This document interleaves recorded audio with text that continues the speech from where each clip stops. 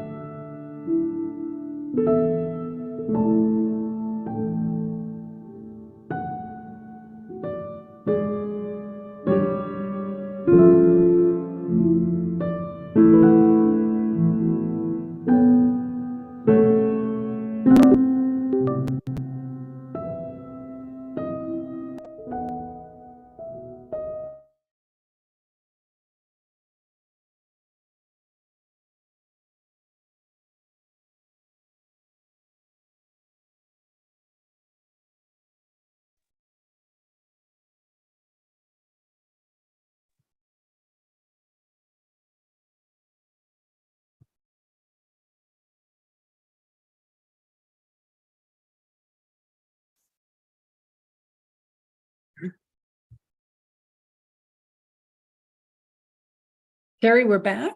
Can you hear me? Are back. I do hear you. Turn my sound up just a bit. Okay.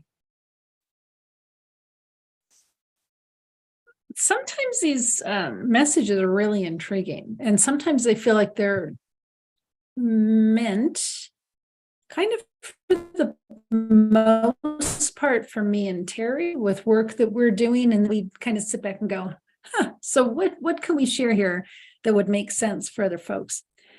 Teri and I are working on something called Come Celebrate Me Home, which is going to eventually be a business where we celebrate folks, help them with their passing from this 3D realm as they transition, as they die. And the messages was about part of how we're supposed to be bringing that together. But there was another piece of that, which was the experience for the person who's passing.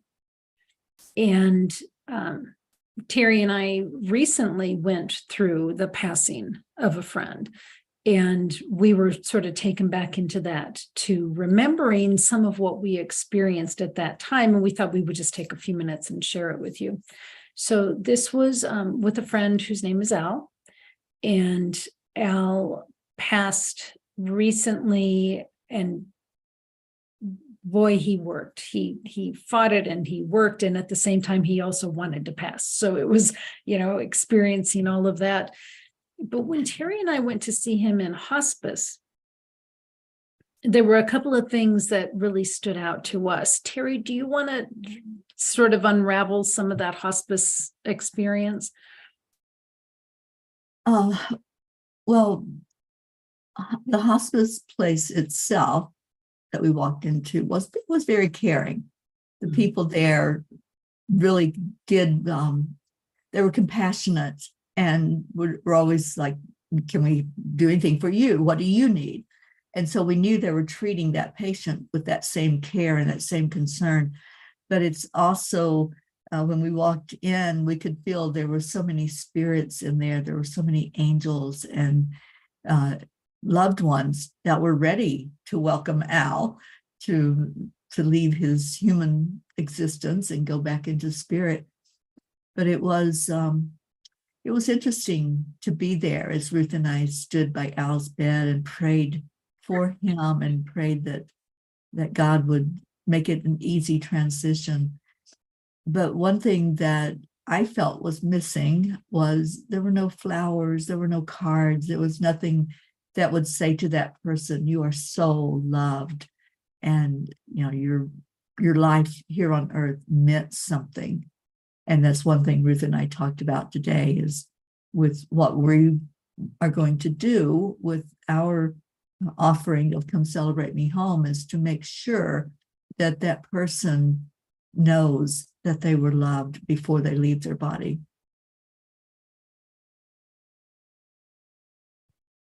Yeah, as you read the hospice information, and I really do believe, as folks are lying there in that state of almost transitioning, I believe they're really aware of what's happening around them.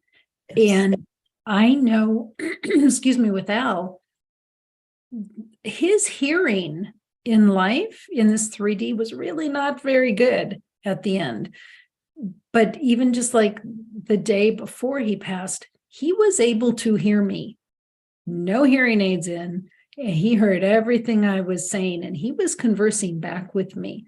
So I really do believe that those senses are better than perhaps they have been. So absolutely, Teri, even having flowers in the room, or having cards around, or pictures of loved ones right there that, if they happen to open their eyes, they can actually see and take in, I think is really important. On the spiritual side, some of what Teri and I experienced, we saw the archangels there. Teri, do you remember who you said was there? I know Zadkiel was there. Oh gosh, who else was it? There was one on each side of Al. Michael was there. Michael was most definitely guarding the room, but Al had two angels that were just going to, for the way the humans would understand it, would one take one arm and one take the other arm as they guided him, through that process of leaving the body. And why can't I remember the other name? Azrael? Mm-hmm. Yeah, Zadkiel and Azrael. And they were just standing by the ready. They were just like, okay, we know it's going to happen any moment now. And I think with us seeing those angels, we knew also, because those are the two that are there when any of us make that transition, that the room was so full of angelic beings, spirit guides. His loved ones were there, and we were talking to his loved ones, and so we knew that they were just so ready to welcome him. And the thing is, even if there was like not a close relationship, if there wasn't like warm fuzzy stuff that happened between him and, let's say, a parent or a sibling, it doesn't matter. When you're in spirit, it's all about love. That's all you take with you, is the love. And so any grudges or anything that happened in the human experience, that's all left behind, because that low vibration is not going to be in the spirit realm. It's only going to be love. Yes. And Teri, some of the other beings that I experienced being there were what I call handmaidens. And I see them working with Divine Mother. And I know not every religion believes in Divine Mother. So I don't think that they are only for those who believe in Mother Mary or a Divine Mother. I do not believe that. But what they do, and I saw them at my mother's deathbed as well, they help prepare the person in spirit for the transition that they're going to be going through. Now, it's interesting because we were with Al, I think it was 2 days before he passed, and goosebumps saying that. These spiritual beings were in the room already. And because we know they don't really do time, so to us, we're thinking, wow, man, that's 48 hours ahead of time. But they don't really do time. They were there. Party. That's the celebration. I think things have changed so much over the last, I don't know, 3 or 4 decades. People don't want their loved ones to sit around and cry and, be in that deep state of grief. They want them to celebrate that they went home, that they're now out of pain. They're now in a good place where, they can walk, they can move, they can, not be restricted by this human body. So I think the angels they're celebrating was showing us that this is what you do. You celebrate when somebody is leaving that human experience. So yeah, they were teaching us by just their being there and having that happy light vibration in the room. Yeah. Yep. So anyway, we got to spend time today working on or hearing about Come Celebrate Me Home and thinking about that death process and how we can help support folks with that. So Teri, thank you so much for being here, and our friends here at Enlightened World Network. Thank you. Thank you for being here. So take good care. God bless, and we'll see you all soon. Bye.